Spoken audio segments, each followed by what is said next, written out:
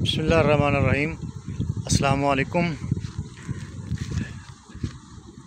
किसान ज़मींदार भाइयों, आज हम बात करेंगे पोटाश की अहमियत पर कि धान की फसल में पोटाश की क्या अहमियत है, ये कब डालनी चाहिए और कब इसका स्प्रे करना चाहिए, इसके फ़वाइद क्या हैं और ये कितनी मिकदार में जो है वो किसी भी फसल को चाहिए होती है। तो सबसे पहले जो आजकल जो धान का सीज़न है उसके हवाले से बात करते हैं कि धान के 1 एकड़ में जब हम दूसरी दफ़ा यानी कि जब तकरीबन फसल जो है वो 20 से 25 दिन की हो जाए तो इसमें जब दूसरी खाद की बोरी हम डालते हैं तो उसके साथ इसमें तकरीबन 12 से 13 किलो जो है पोटाश, वो SOP हो या MOP हो, तो वो उसके साथ छट्टा कर देनी चाहिए। लेकिन ये है कि जो किसान भाई, जो ज़मींदार भाई उस वक़्त छट्टा नहीं कर सके, फसल जो है वो बड़ी हो गई है, तो उसमें अब वो छट्टा तो हम नहीं कर सकते, उसमें फिर स्प्रे करने का ऑप्शन है। तो ये जो मेरे पीछे ये धान हैं, ये मैंने पहले भी आपको बताया था कि ये जो हैं ये है LP 403 गार्ड कंपनी का ये सीड है। तो इसमें पहले पोटाश मैं इस्तेमाल नहीं कर सका था, तो अब ये हो गए हैं तकरीबन 60 दिन के। तो अब ये फुल गोब पर हैं, कोई जो है वो सिट्टा निकल रहा है।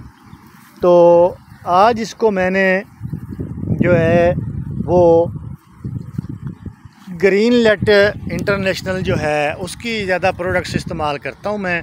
तो आज इसको मैंने ग्रीनलेट कंपनी की जो है पोटाश वो 2 किलो फ़ी एकड़ के हिसाब से मैंने इसको स्प्रे करवाया है। तो अब मैं आपको बताता हूँ कि पोटाश जो है उसकी हमारी ज़मीनों में कमी पाई जाती है। ये किसी भी फसल की जो है उसके लिए ये पोटाश का जो है वो ये एक लाज़मी जुज़ है खुराक का फसल के लिए। तो बहुत सारे किसान ज़मींदार जो हैं वो अभी तक भी इन चीज़ों को, जैसे कि सल्फ़र हो गया, पोटाश हो गई, इन चीज़ों को गैर ज़रूरी समझते हैं। तो जिन ज़मीनों में नहर का पानी जो है वो ज़्यादा लगता है, पानी की कमी नहीं है, ख़ास तौर पे नहर की पानी की कमी नहीं है, तो वहाँ तो पोटाश की इतनी ज़्यादा ज़रूरत नहीं होती। लेकिन जिन ज़मीनों में नहर का पानी ज़्यादा नहीं लगता या 6 माह के बाद लगता है, ज़्यादातर ट्यूबवेल का पानी लगता है, तो वहाँ पोटाश की कमी होती है। पोटाश की कमी की वजह से जो है वो जब फसल हमारी उसका दाना बनता है तो वो उसकी क्वालिटी अच्छी नहीं होती, उसका वज़न अच्छा नहीं होता। इसलिए पोटाश जो है वो एक ज़रूरी जुज़ है खुराक का, गंदम और दूसरी फसलों के लिए भी, लेकिन धान के लिए भी, चूँकि आजकल धान का सीज़न है तो धान के लिए भी आप इसको ज़रूर इस्तेमाल करें।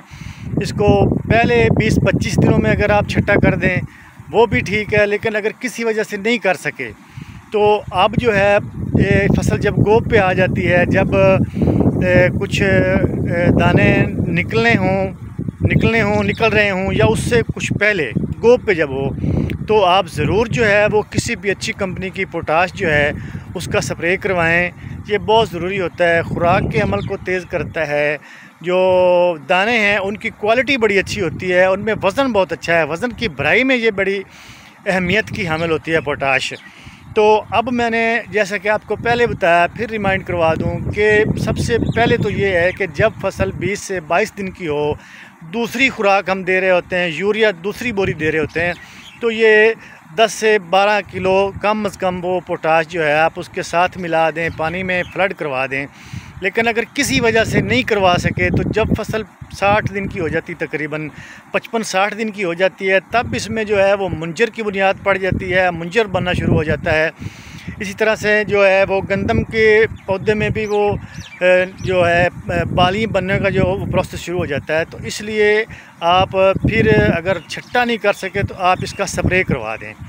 तो अब मैंने ये जो है आपको बताया कि इसमें जो है वो मैंने आज पहले नहीं करवा सके थे, आज मैंने इसको 2 किलो जो है पोटाश वो इसको स्प्रे करवाया है।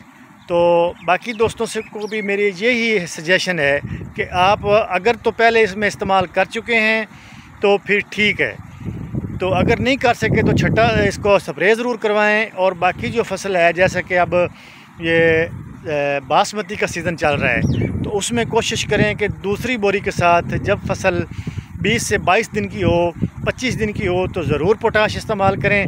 लेकिन अगर नहीं कर सके या नहीं कर सकेंगे तो फिर आप उसको जो है आखिर में जब गोब मुकम्मल गोब पे आ जाए तो उसका स्प्रे करवा दें।